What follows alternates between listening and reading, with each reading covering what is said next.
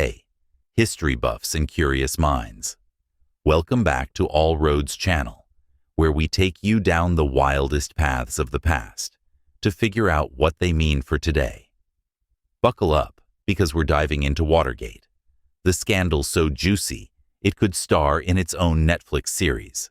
Picture this: a president so obsessed with winning that he greenlights a break-in at his rival's HQ. Fiction? Nope. It's the real deal, and it brought down Richard Nixon. But wait, before we paint him as the ultimate bad guy, let's give credit where it's due. Nixon wasn't just a scandal machine. He had some serious wins too. Let's roll through this roller coaster of a story. Nixon's positive accomplishments.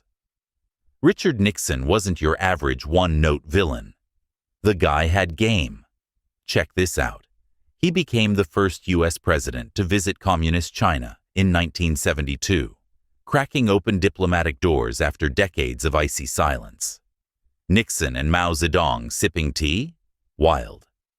He signed the anti-ballistic missile treaty with the Soviet Union, dialing down the Cold War tension a notch.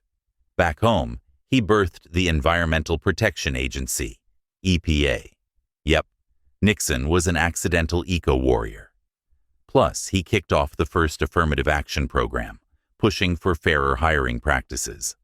Not too shabby, right? Nixon was stacking up W's like a champ, until he tripped over his own shoelaces and fell face first into Watergate. The Watergate break-in. Here's where it gets spicy. On June 17, 1972, 5 dudes got nabbed breaking into the Democratic National Committee headquarters at the Watergate complex in D.C. These weren't your run-of-the-mill burglars. They were on a mission to plant bugs and swipe documents. And who were they working for? Nixon's re-election squad, the Committee to Re-elect the President, or CRP, which some jokingly called CREEP. The crew included ex-CIA hotshot E. Howard Hunt and G. Gordon Liddy, a CRP lawyer with a flair for the dramatic. They were part of Nixon's secret plumbers unit, originally tasked with plugging leaks but now knee-deep in political espionage. Caught with their hands in the cookie jar, this was no petty crime. It was a blockbuster scandal waiting to explode. The cover-up. When the break-in hit the news, Nixon's team didn't just panic. They turned into a full-on cover-up crew. We're talking hush money to the burglars, shredded papers, and bold-faced lies to the FBI. This conspiracy had more layers than an onion, and it stank just as bad. The masterminds? John Mitchell, ex-Attorney General turned CRP boss H.R. Haldeman. Nixon's right-hand man, John Ehrlichman, domestic policy guru. But here's the kicker. Nixon had a secret weapon, a taping system in the Oval Office recording every word. One tape, dubbed the smoking gun, caught him on June 23, 1972, telling the CIA to stonewall the FBI's investigation. Obstruction of justice? Oh yeah, and it was all on tape. Rookie mistake, Dick. The investigation and Nixon's downfall. The cover-up might have worked if it weren't for 2 pesky reporters from the Washington Post, Bob Woodward and Carl Bernstein. These guys were like bloodhounds, sniffing out the money trail from the break-in to Nixon's campaign.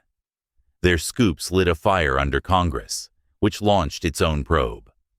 Then came the Saturday Night Massacre in October 1973. Nixon tried to axe Special Prosecutor Archibald Cox, who was digging too deep. The Attorney General and his deputy quit rather than fire Cox, and the public lost it. Impeachment talks ramped up fast. By mid-1974, the walls were closing in. The House Judiciary Committee greenlit 3 impeachment articles: obstruction, abuse of power, and contempt of Congress. Nixon's own party bailed on him, and on August 8, 1974, he threw in the towel, resigning as the first U.S. president to ever say, "I'm out of here." Relevance in today's world. So why should we care about Watergate now? Because it's a neon sign flashing. No one's above the law, not even the prez. It also proves a free press can be democracy's MVP. Woodward and Bernstein didn't just report. They exposed corruption when it mattered most. Today, with trust in government tanking and misinformation spreading like wildfire, Watergate's lessons hit hard. Power can corrupt, and without accountability, it's a free-for-all. This scandal's a wake-up call. Democracy's tough, but it's worth fighting for. Conclusion. Watergate's a wild ride. Nixon's highs, like China and the EPA, clashing with lows that sank his presidency. It's a story of ambition gone rogue, busted by tapes and fearless journalists. And it's not just ancient history, it's a mirror for today's political mess. Thanks for riding along with us on All Roads channel. Smash that like button, subscribe, and let's keep exploring the past together.